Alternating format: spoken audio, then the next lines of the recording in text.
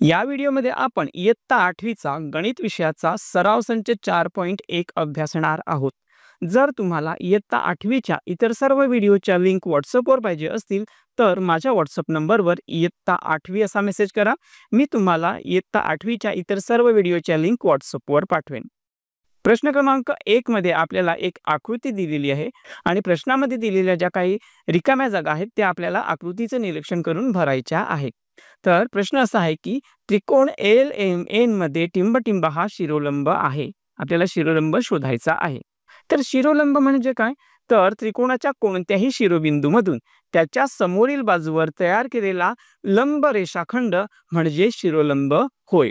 तर इथे बिंदू X जिथे आहे तिथे काटकोनाचं चिन्ह आहे, याचा अर्थ LX हा MN बाजूवर लंब आहे आणि तो शिरोबिंदू L पासून सुरू होतोय म्हणून हा शिरोलंब आहे।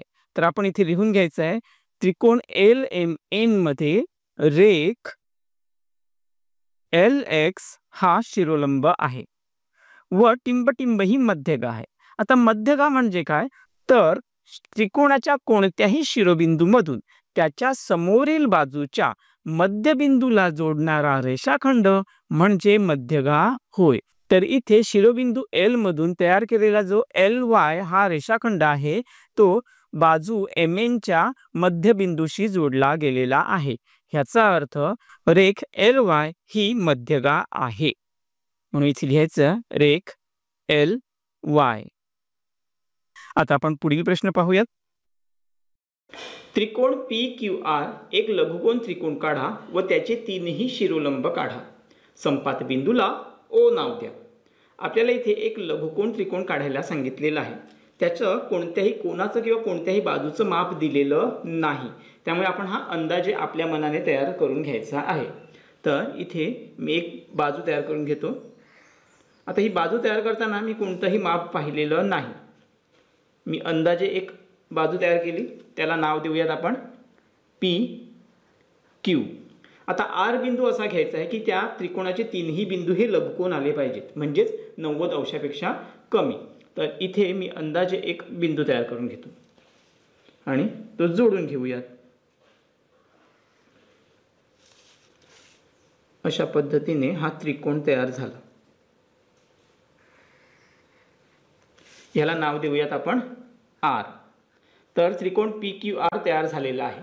आता पुढे आपल्याला सांगितलं आहे की शिरोलंब तयार करायचे आहेत। आता शिरोलंब म्हणजे काय? तर हे जे त्रिकोणाचे बिंदू आहेत यांना शिरोबिंदू असं सांगितलं जातं आणि ह्या शिरोबिंदूतून समोरील बाजूवर जो लंब तयार केला जातो त्याला शिरोलंब असं सांगितलं जातं। आता शिरोलंब तयार करण्याचे दोन पद्धती आहेत। एक पद्धत आहे गुण्याची पद्धत आणि दुसरी पद्धत आहे कंपास वापरण्याची पद्धत। तर इथे आपण गुण्याची पद्धत वापरणार आहोत। गुण्याची पद्धत वापरताना काय करायचं? तर गुण्याच्या ह्या ज्या दोन बाजू आहेत तर त्या दोन बाजूंपैकी एक बाजू शिरोलंबाच्या समोरील बाजूवर मॅच करायची आणि दुसरी बाजू शिरोलंबासोबत मॅच करायची असते। जसं की आता समजा R बिंदूतून आपल्याला शिरोलंब तयार करायचा आहे, मग R बिंदूच्या समोरील बाजू कोणती आहे? PQ। मग ह्यावेळी काय करायचं? तर हा जो गुण्य आहे त्याची एक बाजू PQ सोबत मॅच करायची आणि दुसरी बाजू R ह्या शिरोबिंदू सोबत मॅच करायची। तर मी अगोदर इथे बाजू मॅच करून घेतो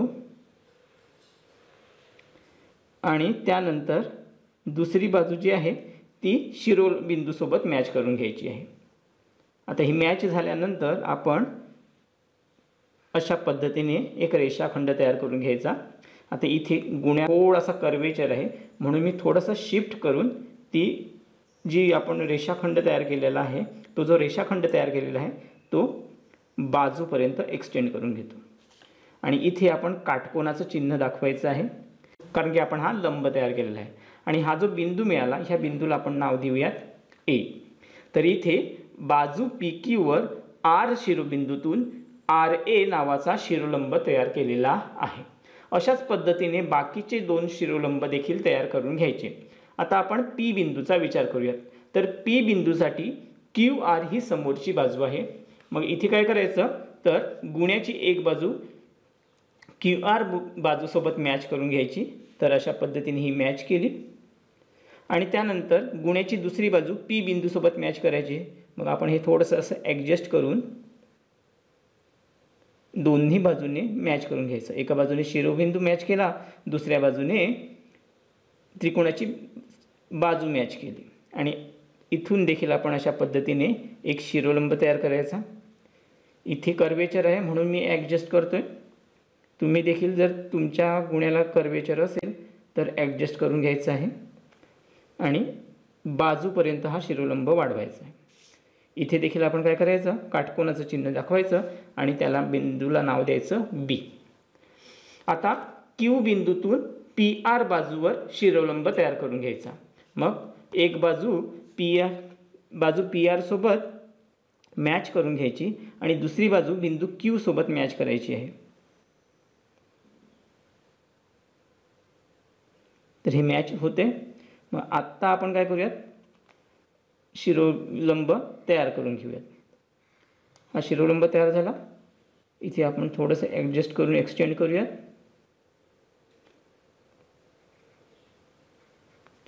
इथे देखील काटकोनाचं चिन्ह दाखवायचं आणि ह्या बिंदूला नाव देऊयात आपण सी। आता काय झालं बघा, शिरोलंब आर ए, शिरोलंब क्यू सी आणि शिरोलंब पी बी हे तीन तयार झाले आणि हे तीनही शिरोलंब एकाच बिंदूत एकमेकांना छेदतात। तर जेव्हा तीन किंवा तीनापेक्षा जास्त रेषाखंड किंवा रेषा एकमेकांना एकाच बिंदूत छेदत असतील तर त्या बिंदूला त्यांचा संपात बिंदू असं सांगितलं जातं। तर इथे हे तीनही शिरोलंब एकाच बिंदूत एकमेकांना छेदतात। हा त्या शिरोलंबांचा संपात बिंदू आहे आणि ह्या बिंदूला आपण ओ हे नाव देणार आहोत। तर इथे नाव द्यायचं आहे ओ। तर इथे आपला हा दुसरा प्रश्न कंप्लीट झालेला आहे। त्रिकोण एस टी व्ही हा एक विशालकोन त्रिकोण काढा व त्याच्या मध्यगा काढून त्यांचा मध्यगा संपात दाखवा। आपल्याला विशालकोन त्रिकोण काढायला सांगितलेलं आहे। कोणाच्या बाजूंचं माप दिलेलं नाही किंवा कोणाचं माप दिलेलं नाही, त्यामुळे आपण हे अंदाजे तयार करणार आहोत। तर सर्वात अगोदर त्रिकोणाची एक बाजू तयार करून घेऊयात। त्यानंतर दुसरी बाजू तयार करताना ही काळजी घ्यायची आहे की जो तयार होणारा कोन आहे तो विशाल कोन झाला पाहिजे। जेव्हा तर आपण 90 अंश अंतर जवळपास अंतर घेतलं तर तो काटकोन होईल। आपण त्याच्यापेक्षा जास्त अंतर घेऊयात आणि अशा पद्धतीने एक त्रिकोण तयार करून घेऊयात। तर अशा एक त्रिकोण मिळालेला आहे। हा विशालकोन त्रिकोण तयार झाला कारण की त्रिकोणाचा एक कोन हा विशाल कोन आहे। आता ह्याला नाव देऊयात एस टी व्ही। विशालकोन त्रिकोण तयार झाला। आता मध्यगा तयार करायच्या आहेत। मध्यगा म्हणजे काय, तर त्रिकोणाचा शिरोबिंदू आणि त्या शिरोबिंदू समोरील बाजूचा मध्यबिंदू, मध्यबिंदू कुठेतरी इथे येईल। तर हा मध्यबिंदू जेव्हा जोडला जाईल तेव्हा एस कोनातून तयार होणारी मध्यगा तयार होईल। मग आता हा मध्यबिंदू कसा शोधायचा, मग त्यासाठी आपण कंपासचा वापर करणार आहोत। तर काय करायचं, ज्या बाजूचा आपल्याला मध्यबिंदू शोधायचा आहे, ज्या रेषाखंडाचा आपल्याला मध्यबिंदू शोधायचा आहे, कंपासमध्ये त्याच्या निम्म्यापेक्षा जास्त अंतर घ्यायचं।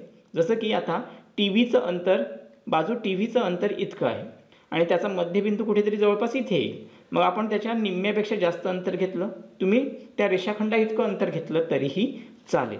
आणि मग काय करायचं, तर कंपासचं एक टोक त्या रेषाखंडाच्या एका बिंदूवर ठेवून वरच्या बाजूला एक कंस आणि खालील बाजूला एक कंस तयार करून घ्या। आता कंपासमधलं जे अंतर आहे ते बदलायचं नाही, ते जसंच्या तसं ठेवायचं आहे आणि रेषाखंडाच्या दुसऱ्या बाजूवर, रेषाखंडाच्या दुसऱ्या शिरोबिंदूवर कंपासचं टोक ठेवून अगोदर तयार केलेल्या कंसांना छेदणारे दोन कंस तयार करून घ्यायचे। आता यामुळे काय झालं, तर आपल्याला दोन छेदनबिंदू मिळालेले आहेत। इथे एक छेदनबिंदू मिळाला, इथे एक छेदनबिंदू मिळाला। आता त्यांना जोडणारा रेषाखंड तयार करून घ्यायचा। दोन्ही बिंदूतून जाणारी रेषा तयार करून घेऊया। आपण हा काय करतोय, तर आपण हा त्या बाजूचा शिरोलंब तयार करतोय। तर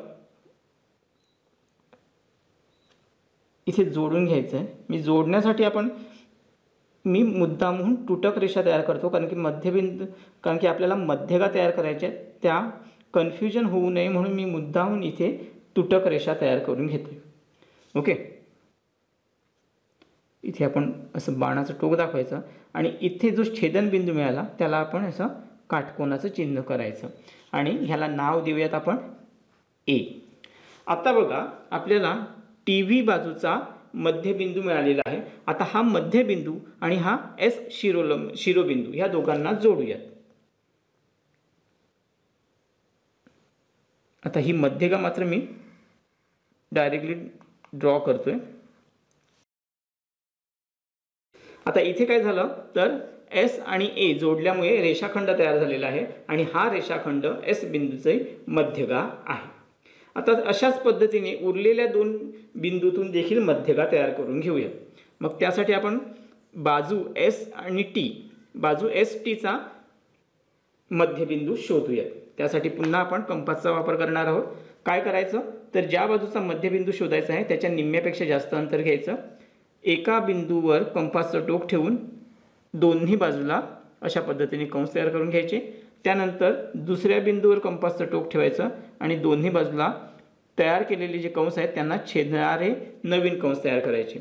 आपल्याला दोन छेदनबिंदू मिळाले। या छेदनबिंदूतून जाणारी रेषा तयार करून घेऊया। या रेषेसाठी मी तुटक रेषा तयार करतो आणि फक्त इथे बाजूला छेदणारी जी रेषा आहे तो बिंदू मिळवतो। तर अशा पद्धतीने एक तुटक रेषा तयार करून घेतली।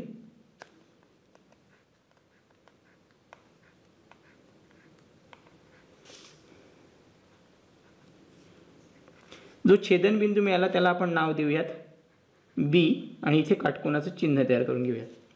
आता एस टी ही बाजू बिंदू व्हीच्या समोरील आहे म्हणून आपण अशा पद्धतीने ही मध्यगा तयार करून घेऊयात।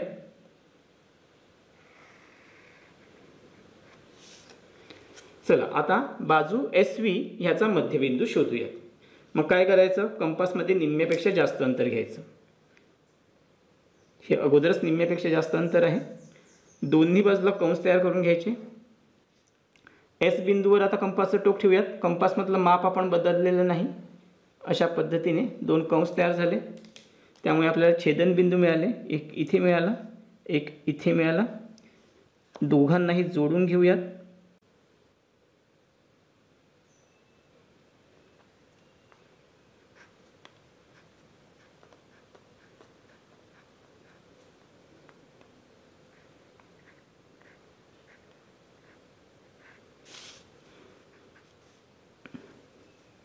इथे आपण काटकोनाचं चिन्ह दाखवायचं आहे आणि ह्या बिंदूला आपण नाव देऊयात सी।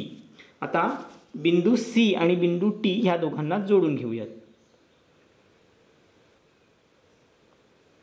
तर ही मध्यगा तयार झाली।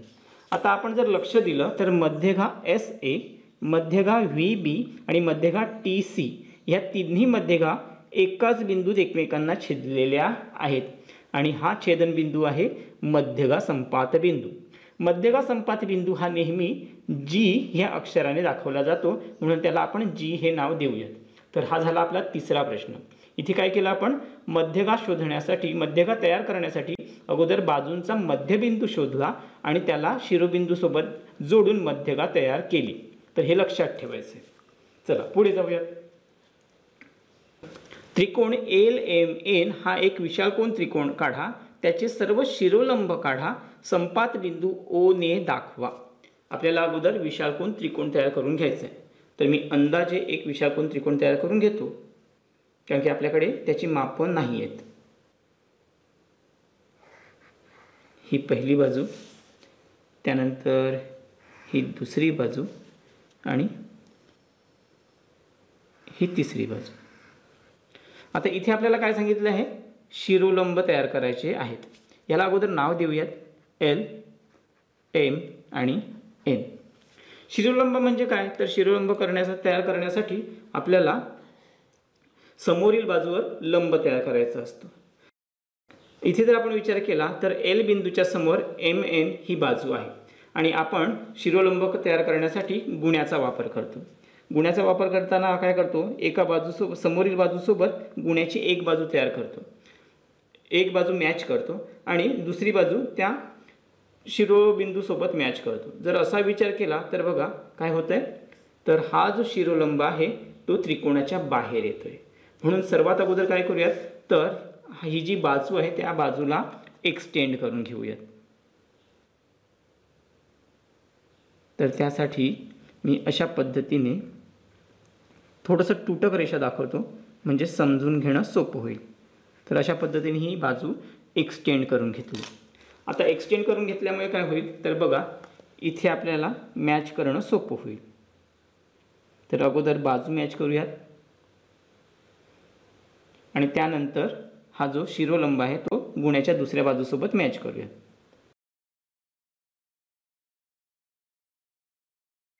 आणि त्यानंतर आपण शिरोलंब तयार करून घेऊया. इथे कर्वेचर आहे म्हणून याला थोडंसं मी ॲडजस्ट करून ड्रॉ करतो.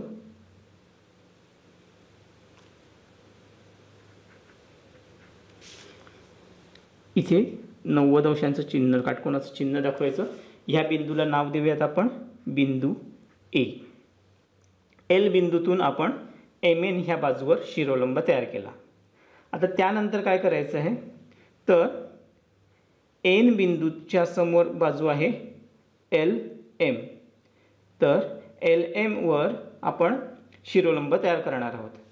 तर बघा इथे देखील काय होणार आहे तर आपण गुण्या जर मॅच केला तर एन बिंदूतून जो जाणारा शिरोलंब आहे तो त्रिकोणाच्या बाहेर येणार आहे.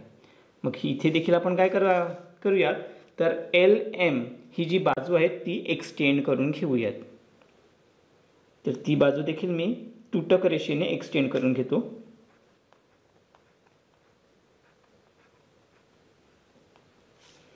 इथे बाणाचं टोक दाखवायचं आहे. आता इथे आपण काय करूयात तर अगोदर बाजू मॅच करून घेऊयात. बाजू मॅच झाली. आता आपल्याला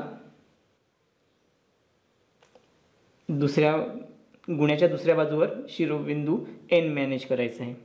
तर इथे शिफ्ट करूयात अशा पद्धतीने.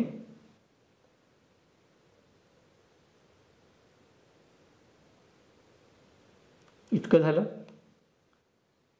आता आपल्याला काय करावं लागेल तर अशा पद्धतीने एक रेषाखंड तयार करून घ्यावा लागेल.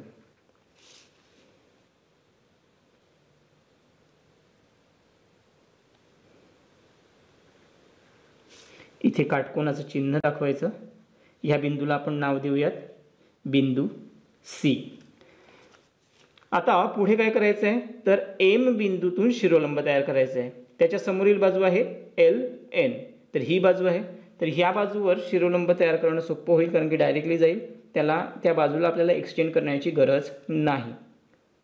तर गुण्याची एक बाजू त्रिकोणाच्या बाजूसोबत आपण ॲडजस्ट केली आणि गुण्याची दुसरी बाजू बिंदू एम सोबत मॅनेज केली आणि अशा पद्धतीने एक मध्यगा तयार करून घ्यायची आहे.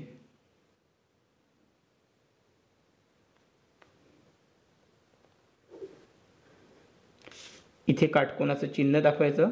ह्या बिंदूला नाव देऊयात आपण बिंदू बी. आता आपण जर विचार केला तर शिरोलंब तयार झाले मात्र त्यांचा संपात बिंदू मिळालेला नाही कारण की ते अजूनही कुठेही एकमेकांना छेदत नाहीत. मग त्यावेळी काय करायचं आहे आपण हे जे सर्व शिरोलंब आहेत ते एक्सटेंड करून घ्यायचे आहेत, वाढवून घ्यायचे आहेत.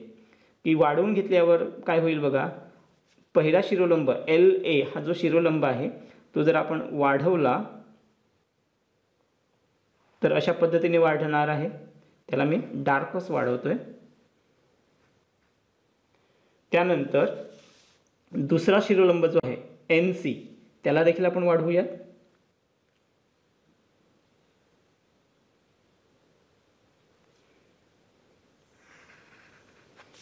हा असा वाढला. त्यानंतर तिसरा शिरोलंब जो आहे एम बी त्याला देखील आपण वाढवून घेऊयात.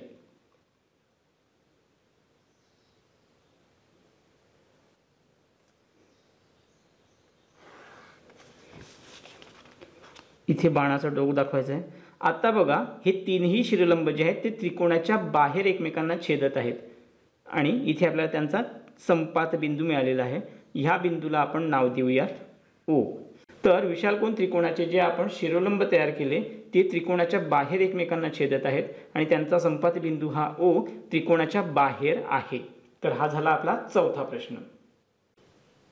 त्रिकोण एक्स वाय झेड हा काटकोन त्रिकोण काढा, त्याच्या मध्यगा काढा व संपात बिंदू जी ने दाखवा. आपल्याला इथे काटकोन त्रिकोण तयार करायला सांगितलेला आहे. मग अगोदर आपण त्रिकोणाची एक बाजू तयार करून घेऊयात.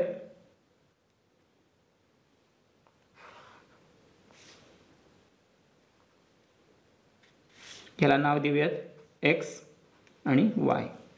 आपल्याला काटकोन त्रिकोण तयार करायचा आहे. काटकोन त्रिकोण करण्यासाठी आपण गुण्याचा वापर करू शकतो किंवा कोनमापकाचा वापर करू शकतो. मग मी कोनमापकाचा वापर करून दाखवतो. हा जो कोनमापकाचा सेंटर बिंदू आहे तो कोणत्याही एका बिंदूसोबत आपण मॅच करून घ्यायचा. हा मॅच झाला. त्यानंतर कोनमापकाची ही जी बाजू आहे ती त्या बाजूसोबत मॅच करायची. आता बाजू मॅच झालेली आहे, बिंदू मॅच झालेला आहे. अगदी सेंटरला 90 अंशाचं माप दाखवलेलं आहे. तिथे आपण हा पॉईंट घ्यायचा. त्यानंतर हा पॉईंट जोडून घ्यायचा. हा झाला काटकोन आणि हे दोन्ही बिंदू जोडले की झाला काटकोन त्रिकोण. त्याला नाव देऊयात एक्स वाय आणि झेड. आता पुढे काय सांगितलं आहे, त्याच्या मध्यगा काढा. आपल्याला मध्यगा काढायचे आहेत. मध्यगा काढायचा म्हणजे त्या बाजूंची मध्यबिंदू शोधावे लागतील आणि मध्यबिंदू शोधण्यासाठी आपण कंपासचा वापर करणार आहोत. काय करायचं, त्या बाजूच्या निम्म्यापेक्षा जास्त अंतर घ्यायचं. हे अंतर घेतलं. त्यानंतर एका बिंदूवर कंपासचं टोक ठेवून वरच्या बाजूला एक कंस, खालील बाजूला एक कंस. त्यानंतर त्या बाजूच्या दुसऱ्या बिंदूवर कंपासचं टोक ठेवायचं. कंपासमधलं माप बदलायचं नाही. वरील कंसाला छेदणारा एक कंस, खालील कंसाला छेदणारा एक कंस, अशा पद्धतीने कंस तयार करून घेतले. हा जो छेदनबिंदू मिळाला त्या छेदनबिंदूतून जाणारी रेषा तयार करायची म्हणजे आपल्याला लंबदुभाजक मिळेल आणि त्या लंबदुभाजक मिळाल्यामुळे आपल्याला त्या बाजूचा मध्यबिंदू मिळेल.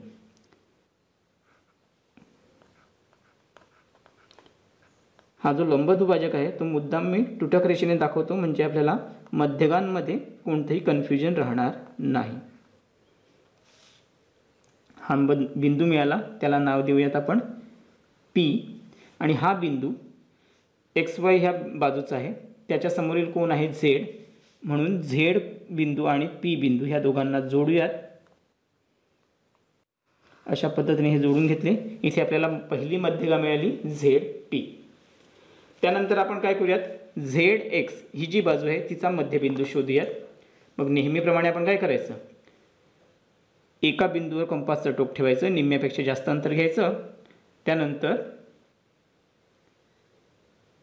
एका बाजूला एक कंस, दुसऱ्या बाजूला दुसरा कंस. दुसऱ्या बिंदूवर कंपासचं टोक ठेवायचं. पहिल्या दोन्ही कंसांना छेदणारे कंस तयार करून घ्यायचे म्हणजे आपल्याला छेदनबिंदू मिळतील. तर हा एक बिंदू मिळाला, हा दुसरा बिंदू मिळाला. हा जो लंबदुभाजक काढला त्याला आपण अशी बाणाची टोक दाखवूयात अगोदर. चला, इथे आपण काय केलं तर हे जे छेदनबिंदू मिळालेले आहेत त्यातून जाणारी तुटक रेषा तयार करून घेऊयात.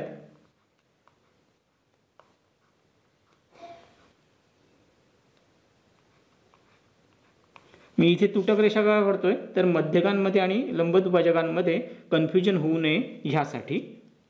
त्यानंतर इथे काटकोनाचं चिन्ह दाखवायचं. ह्या बिंदूला नाव देऊयात आपण क्यू. आता बघा, वाय ह्या कोनाच्या समोर झेड एक्स ही बाजू आहे त्यामुळे त्या झेड एक्स बाजूचा मध्यबिंदू आणि वाय बिंदू ह्या दोघांना जोडूयात. तर पट्टीचा वापर करून हे दोन्ही जोडून घ्यायचे. हे जोडलं. आता आपण काय करूयात तर एक्स बिंदूतून जाणारी मध्यगा तयार करायची आहे म्हणजे आपल्याला वाय झेड ह्या बाजूचा मध्यबिंदू शोधावा लागेल. मग त्यासाठी नेहमीप्रमाणे काय करायचं तर कंपासमध्ये त्या बाजूच्या निम्म्यापेक्षा जास्त अंतर घ्यायचं. इथे एक कंस आणि दुसऱ्या बाजूला एक कंस. त्यानंतर वाय बिंदूवर कंपासचं टोक ठेवायचं आहे. कंपासमधलं माप बदलायचं नाही. दोन्ही कंसांना छेदणारे कंस तयार करायचे. आता हा कंस छेदत नाही मग आपण काय करायचं, पुन्हा इथे कंपासचं टोक ठेवून हा कंस जो आहे तो थोडासा वाढवून घ्यायचा म्हणजे आपल्याला छेदनबिंदू मिळेल. छेदनबिंदू इथे मिळालेला आहे. हा छेदनबिंदू आणि हा छेदनबिंदू दोघांनाही जोडून घेऊयात.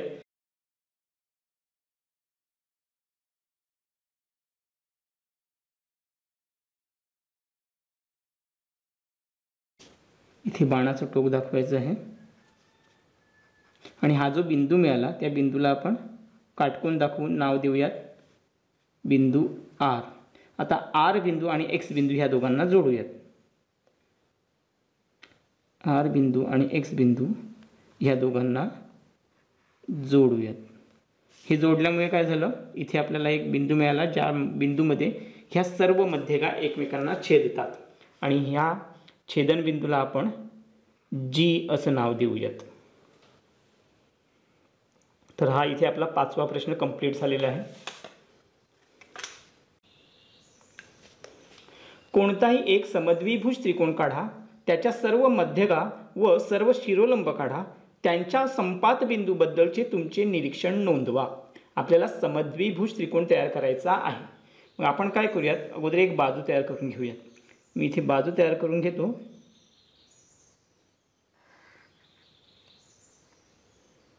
ही मोजून 5 सेमीची मी एक बाजू तयार करून घेतली. त्याला नाव देऊयात AB.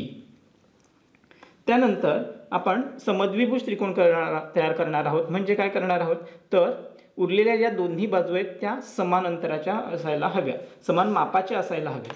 म्हणून आपण कंपासमध्ये अंतर घेऊयात. समजा कंपासमध्ये मी अंतर घेतो 7 सेमी आणि ए बिंदूवर कंपासचं टोक ठेवून असा एक कंस तयार करूयात. त्यानंतर बी बिंदूवर कंपासचं टोक ठेवून दुसरा कंस तयार करून घेऊयात. इथे आपल्याला एक बिंदू मिळाला, छेदनबिंदू मिळाला. त्या बिंदूला आपण C नाव देऊयात. आता दोन्ही बिंदूंसोबत त्या बिंदूला जोडून घेऊयात. आता असं कंपासने माप घेतल्यामुळे काय झालं, तर हे माप जे आहे ते आपल्याला समान लांबीचं मिळालेलं आहे. तर हा झाला समद्विभुज त्रिकोण. त्याची AC बाजू आणि BC बाजू ह्या समान मापाच्या आहेत, म्हणून तो समद्विभुज त्रिकोण झाला. आता पुढे आपल्याला सांगितलं आहे सर्व शिरोलंब आणि मध्यगा तयार करायच्या आहेत. तर शिरोलंब तयार करूयात. अगोदर शिरोलंब तयार करण्यासाठी काय करतो आपण, तर गुण्याचा वापर करतो. गुण्याचा वापर कसा करणार, तर गुण्याची एक बाजू त्या बाजूसोबत मॅच करणार आणि दुसरी बाजू शिरोबिंदूसोबत मॅच करायची. अशा पद्धतीने आपण पहिला शिरोलंब तयार केला. इथे आपण काटकोनाचं चिन्ह दाखवायचं, याला नाव देऊयात P. त्यानंतर C बिंदूतून तुम्हाला शिरोलंब तयार करण्यासाठी काय करावं लागेल, तर AB सोबत आपण गुण्याची एक बाजू मॅच करून घ्यायची आणि C बिंदूसोबत दुसरी बाजू मॅच करून अशा पद्धतीने शिरोलंब तयार करून घ्यायचं. इथे काटकोनाचं चिन्ह दाखवायचं, याला नाव देऊयात Q. A शिरोबिंदूतून आपल्याला जेव्हा शिरोलंब तयार करायचं असेल तेव्हा त्याच्या समोरील बाजू जी BC बाजू आहे त्याच्यासोबत आपण गुण्याची एक बाजू मॅच करून घ्यायची, एक बिंदूसोबत गुण्याची दुसरी बाजू मॅच करायची आणि अशा पद्धतीने आपण शिरोलंब तयार करून घ्यायचं. शिरोलंब तयार केल्यामुळे आपल्याला इथे एक बिंदू मिळाला, त्याला नाव देऊयात R. काटकोनाचं चिन्ह दाखवायचं आहे आणि हा जो संपात बिंदू आहे त्या बिंदूला आपण नाव देऊयात O. सर्व शिरोलंब तयार झाले. आता मध्यगा तयार करायचे आहेत. मध्यगा तयार करण्यासाठी आपण मागच्या उदाहरणामध्ये कंपासचा वापर केला, मात्र इथे आपण जे बाजूंची लांबी घेतलेली आहे ती मोजून घेतलेली आहे. तर ही बाजूची लांबी होती 5 सेमी. 5 सेमी असल्यामुळे 2.5 सेमीवर त्याचा मध्यबिंदू आला. त्यामुळे आता मध्यबिंदू मिळालेला आहे. आता ह्या मध्यबिंदूला आणि C बिंदूला ऑलरेडी आपण जोडलेलं आहे, त्यामुळे आणखीन मध्यगा तयार करण्याची गरज नाही. त्यानंतर AC आणि BC यांचं माप घेतलं होतं आपण 7 सेमी. याचा अर्थ त्याचा मध्यबिंदू कितीवर येईल, तर 3.5 वर त्याचा मध्यबिंदू येईल. तर इथे BCचा मध्यबिंदू आहे आणि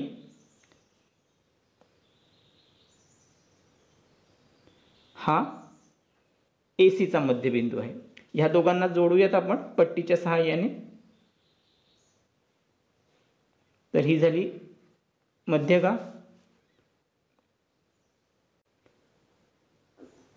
ही झाली A शिरोबिंदूतून जाणारी मध्यगा. आता इथे काय झालं बघा, तर हा मध्यबिंदू अगोदरच जोडला होता, त्यामुळे CQ हा जो रेषाखंड आहे तो शिरोलंब देखील आहे आणि मध्यगा देखील आहे. आणि इथे आपल्याला मध्यगांचा जो संपाती बिंदू मिळाला त्याला आपण G नाव दिलं. ह्याला आपण X नाव देऊयात, ह्याला आपण Y नाव देऊयात. तर इथे आपण निरीक्षण केल्यावर आपल्या लक्षात काय येतं, तर मध्यकांचा संपात बिंदू जी आणि शिरोलंबांचा संपात बिंदू ओ हे दोन्ही एकाच शिरोलंबावर आधारित आहेत आणि हा शिरोलंब कोणता आहे तर पायाला दुभाजणारा शिरोलंब आहे। तर आपण हे जे निरीक्षण आहे ते लिहून घेऊयात। इथे त्रिकोणाची जी माप आहेत ती मोजून घेतलेली असल्यामुळे आपल्याला पट्टीच्या सहाय्याने मध्यबिंदू मिळाले आणि म्हणून आपला हे जो प्रश्न आहे तो लवकर सुटलेला आहे। तर आपण निरीक्षण लिहून घ्यायचं आहे। निरीक्षण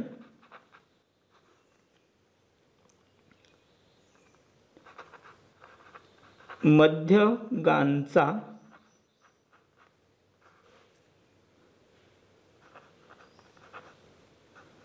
संपात बिंदू जी आणि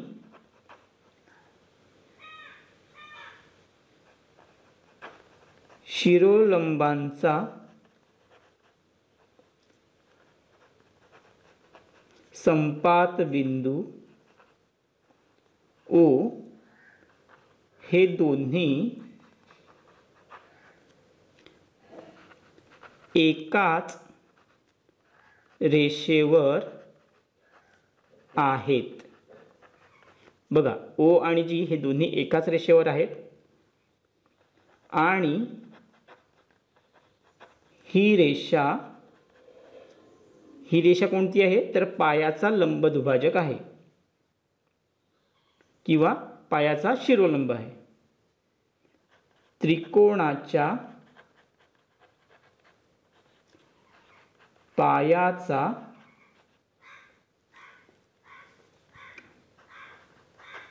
शिरोलंब आहे। तर इथे आपला हा 6वा प्रश्न कंप्लीट झालेला आहे।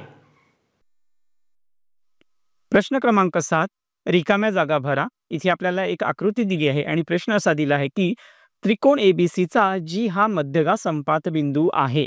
त्रिकोण एबीसी मध्ये ज्या मध्यगा तयार केलेल्या आहेत त्यांचा जी हा मध्यगांचा संपात बिंदू आहे आणि त्यावरून काही प्रश्न दिलेले आहेत। त्या उपप्रश्नांची आपल्याला उत्तर शोधायचं आहे। सर्वात पहिला उपप्रश्न आहे जर लेंथ RG बरोबर 2.5 तर लेंथ GC बरोबर किती। आता हे शोधायचं कसं तर त्यासाठी आपल्याला मध्यगांच्या संपात बिंदूचा जो एक नियम आहे जो एक गुणधर्म आहे तो लक्षात असायला हवा। तर मध्यगांचा संपात बिंदू हा मध्यगेला 2:1 या प्रमाणात विभागतो। आता 2:1 ह्या प्रमाणात विभागतो म्हणजे काय तर त्याला अंश आणि छेद स्वरूपात लिहायचं असेल तर आपण 2/1 असं लिहू शकतो। तर ह्याच नियमाचा वापर आपण करायचा आहे। इथे आपल्याला RG ची लेंथ दिली आहे 2.5 इथे RG आहे आणि GC ची लेंथ शोधायची आहे। तर GC आपल्याला शोधायचं आहे।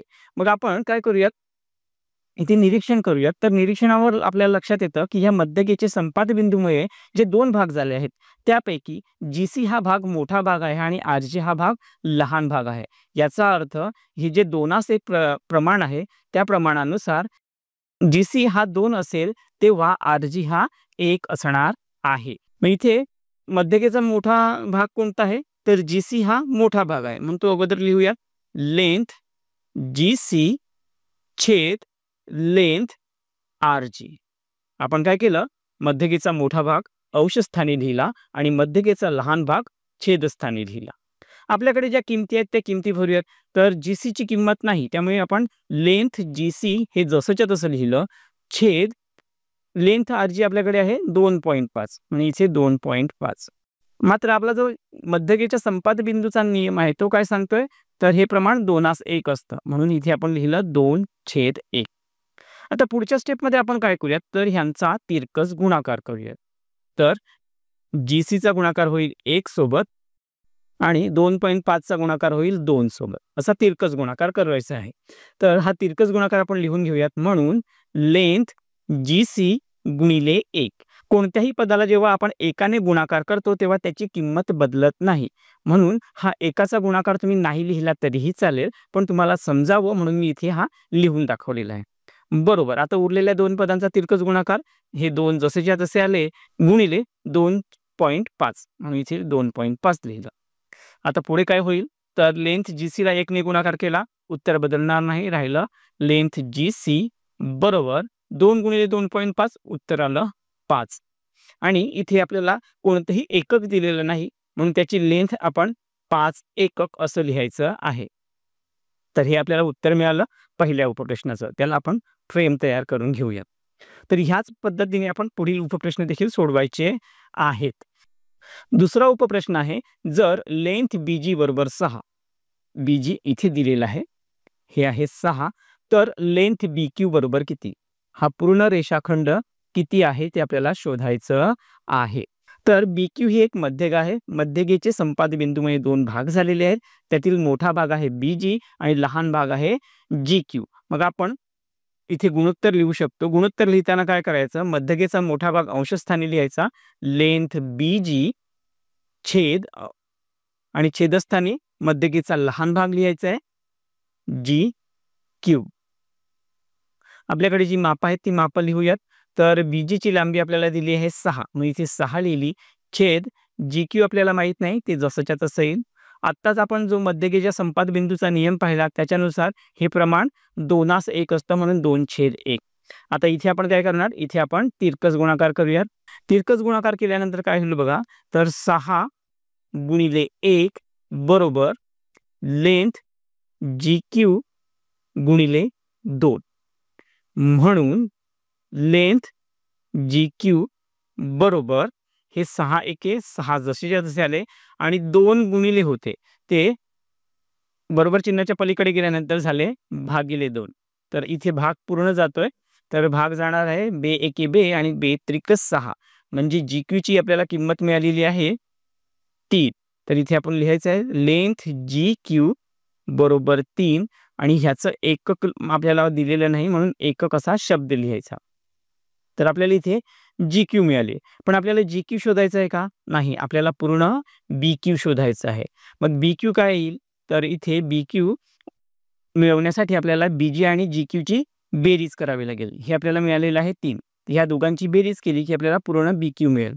म्हणून लेंथ BQ बरोबर लेंथ BG अधिक लेंथ GQ बरोबर लेंथ BG आहे 6 अधिक लेंथ GQ आहे 3. या दोघांची जर बेरीज झाली तर उत्तर येणार आहे 9. ह्याला एकक लिहायचं आहे आणि हे काय आहे, लेंथ BQ ची लांबी. त्याला आपण बॉक्स तयार करून घेऊयात. तर इथे आपला दुसरा उपप्रश्न देखील सोडवून झालेला आहे. आता आपण पुढील उपप्रश्न पाहूयात. जर AP बरोबर 6, AP ही पूर्ण मध्यक आपल्याला 6 दिलेली आहे, तर AG व GP बरोबर किती? म्हणजे AG आणि GP हे दोन्ही भाग आपल्याला शोधायचे आहेत.